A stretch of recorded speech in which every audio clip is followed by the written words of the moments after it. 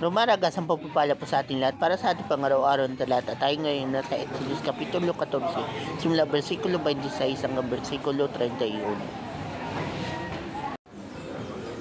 Sinabi ni Yahweh kay Moses, itapat mo ang iyong tungkod sa ibabaw ng dagat at tatabunan ng tubig ang mga Ehipsyo, pati ng kanilang karway. Ganoon nga ang ginawa ni Moses. At pagbukang liwayway na numbalik sa dati ang dagat, ang mga Ehipsyo ay nagsikap makatakas, ngunit pinalakas ni Yahweh ang dating ng tubig, kaya sila ay naludod na lahat.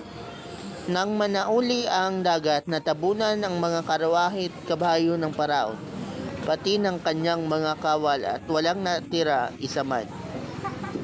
Ngunit ang mga Israelita ay nakatawid sa dagat na tuyo ang dinaanan sa pagitan ng alamoy pader na tubig. Nang araw na yaon, ang mga Israelita ay iniligtas ni Yahweh sa mga Ehipsyo. Nakita nila ang bangkay ng mga Ehipsyo nagkalat sa baybay dagat dahil sa kapangyarihang ipinakita ni Yahweh laban sa mga Ehipsyo. Nagkaroon sila ng takot sa kanya at sumunampalataya sila sa kanya at sa alagad niyang si Moses.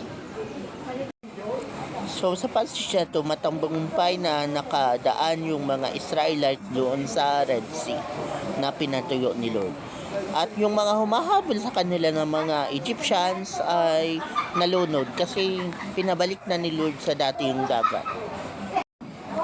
So ano ibig sabihin ng passage na to? Oo, marahil ang kalaban ay mas makapangyarihan sa iyo. Mas malakas, mas maimpluwensya. Pero hanggat nasa panig mo ang Diyos, panalo ka. Hindi ka basta-basta matatalo. At hindi ka matatalo kasi kasama mo si Lord. At ang paghihiganti ay hindi mo kailanman kailangan gawin. Si Lord na ang bahala nun at siya na ang gaganti para sa iyo. So dito sa passage na to, namatay yung lahat ng mga Egyptian. Nalunod sila. Kasi alam naman nilang dagat, bakit pa sila dumaan? Bagamat alam nila na yung mga Israelites ay dumaan doon, pero naging tuyong lupa yun nang dumaan yung mga Israelites. Pero sila nalunod kasi nga dagat yun. Pinabalik lang ni Lord sa dati yung dagat. So ang tawag dyan, divine intervention. Pag minsan ganyan si Lord, kailangan magkaroon ng divine intervention. Para lang ikaw ay ingatan, para lang ikaw ay iligtas, para lang ikaw ay pag-itanggol, para lang ikaw ay paghiganti. At ito rin ay warning sa lahat ng mga umaastang parang Egyptian. Makapangyarihan, malakas, may impluwensya lahat na mayroon.